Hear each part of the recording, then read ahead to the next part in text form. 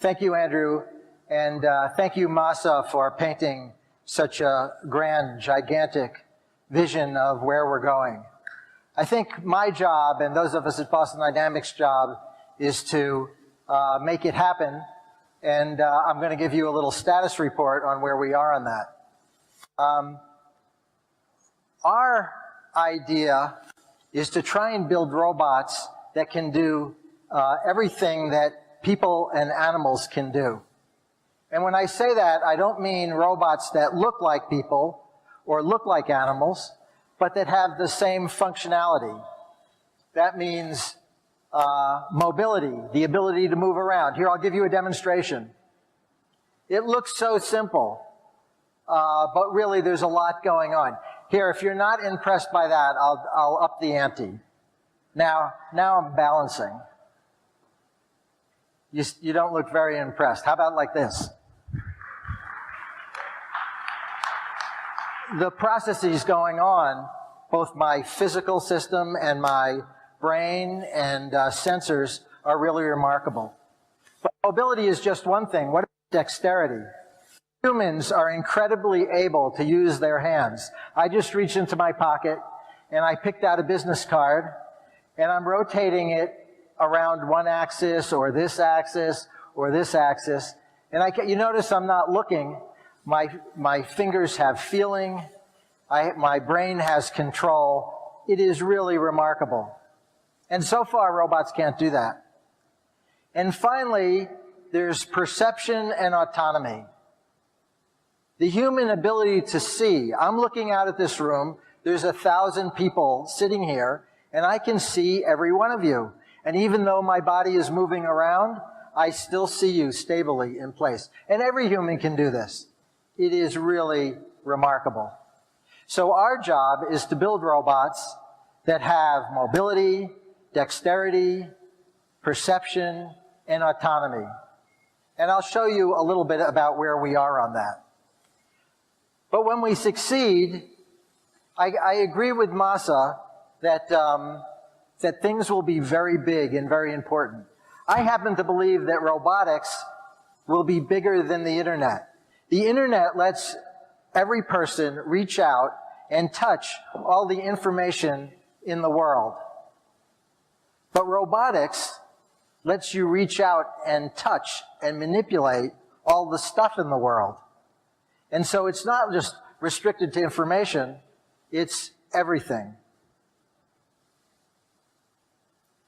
When we have robots that can do what people and animals do, they will be incredibly useful. Here are some of the things that we can think of already that people can already do, but that robots can't do yet, but they will. One is entertainment. Imagine a robot either dressed up like a creature that you've seen before or haven't seen, and we can make theme parks where we recreate the dinosaurs, or really the possibilities are endless. We could use robots that deliver packages to your house or handle them in warehouses or in factories. The amount of material that gets moved around is really enormous. Even today, there's about 1 trillion boxes, not a million, not a billion, but 1 trillion boxes that are moved around the earth. And almost none of it is automated, but I think someday robots will help with that task. I won't go through all of these. You know, there's security, emergency response. I think construction's a really important one, and we're already starting to work with construction companies to figure out how to use robots to help. But I think one of the most important applications will be taking care of people. They'll help you take care of your parents so that you don't have to spend so much time doing that. In the United States, there's about 30 million people who spend half their time taking care of a disabled or elderly person. And it's really can be a burden. And I think someday robots will help us take care of our elderly parents, or in my case, they'll help my children take care of me. So let me give you a little status report. Here are 4 robots that we're working on, and I'm going to show you a little movie that shows what they already can do and how we're developing them for the future. This is the Big Dog robot. This is actually from a few years ago, and it's a robot that has a sense of balance and onboard control so that it can move in a variety of terrains, just the way a mountain goat or a dog or other animals do outside. In Boston, we have snow. I don't think you have too much snow here, but snow is really a challenge for wheeled vehicles, but leg vehicles do very well with them.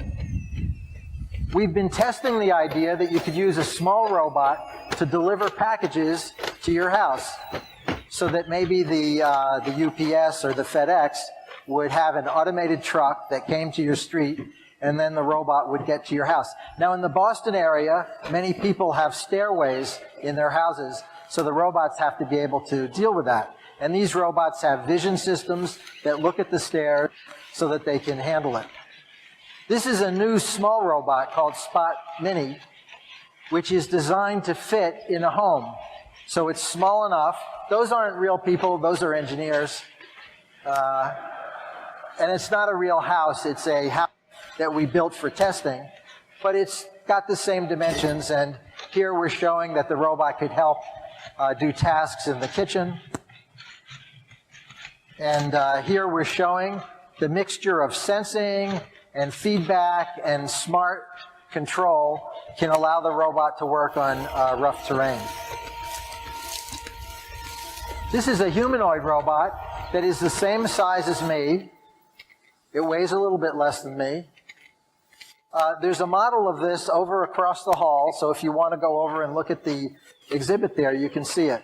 And here we have it doing a box handling task, where it's taking boxes from one place and then carefully lining them up, where it's using knowledge of the mechanics of how boxes work. It's using 2 hands. It's coordinating the whole motion of its body so that the hands and the body and the feet are all working together. It's got a vision system. It's going about the same speed as a person. And here we have 2 robots working together.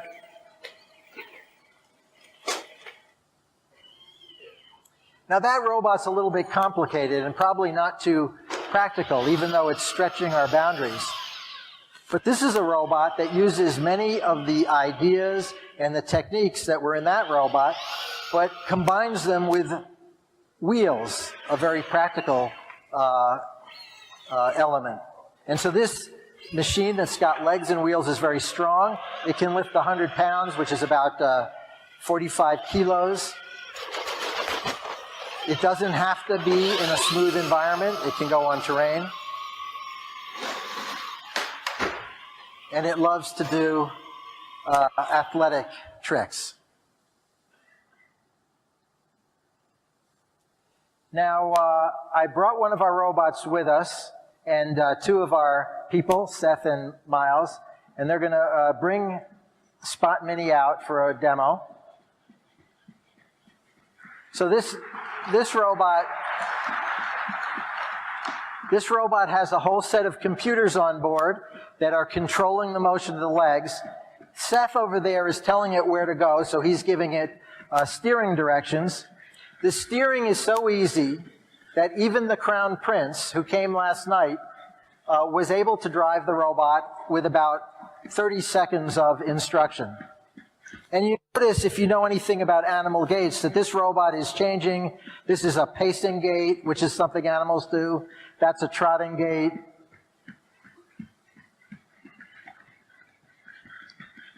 Now it's doing a walking gait, and it automatically switches between these. One of the great things about legged robots is they're omnidirectional. They can go sideways, they can go forward and backward, they can turn in place.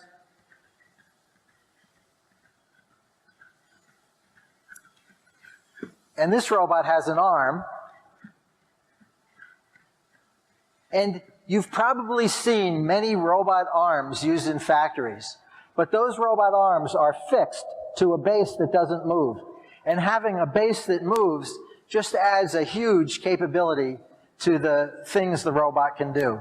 This robot can work in this whole space, not just where the arm reaches. This robot has some coordination that lets it keep its, you gonna do chicken? That lets it keep its hands still while the body moves. And this looks like a trick, but this is really very important. This means I can go and manipulate, because I can do the same thing. I can manipulate this object even though my body's moving, because I can control my hand even when the body's moving in space. This robot has a number of sensors in it. Oh, go ahead. It also likes to show off, so it's doing a little running. It's even got a little more show off in it. And this is just showing you its ability to balance. The robot's very stable. I can disturb it, and it will just react by taking some steps as it needs to. The robot's got cameras here that let it see in front of it, and the new model has cameras on the sides and the back so that it can avoid obstacles or people when it's operating. What are we doing next? So Seth's going to send the robot out so you can take a closer look. Could all of you move? All you photographers, it's going to walk up there in a minute.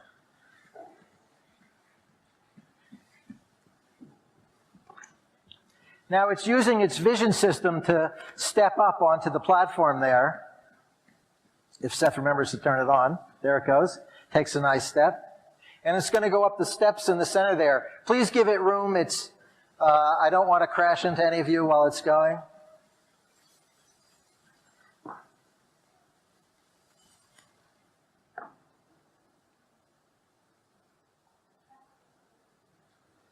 And if you're interested in seeing more, we'll have it across the hall after the show, and you can take a closer look. Okay, give it enough room so it can get by, please. We promise we'll give you a demo afterwards if you want to take some more pictures. Okay, so I'm going to go on with the talk. Now, an important ingredient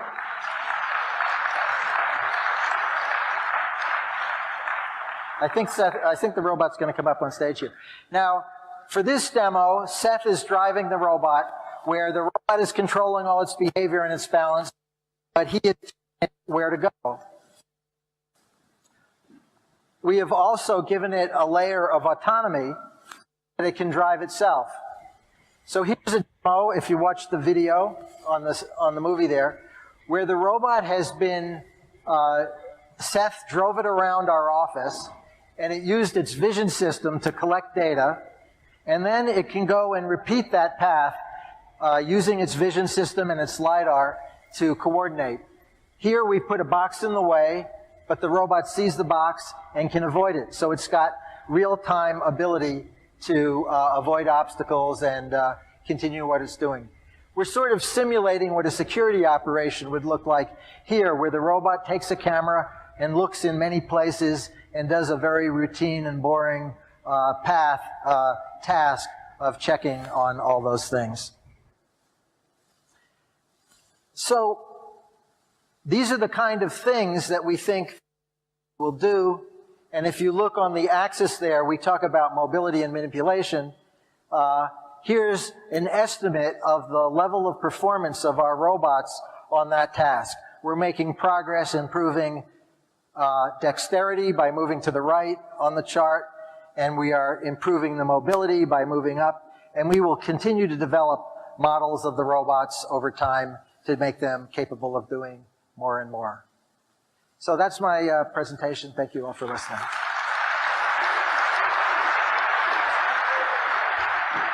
Raibert, thank you.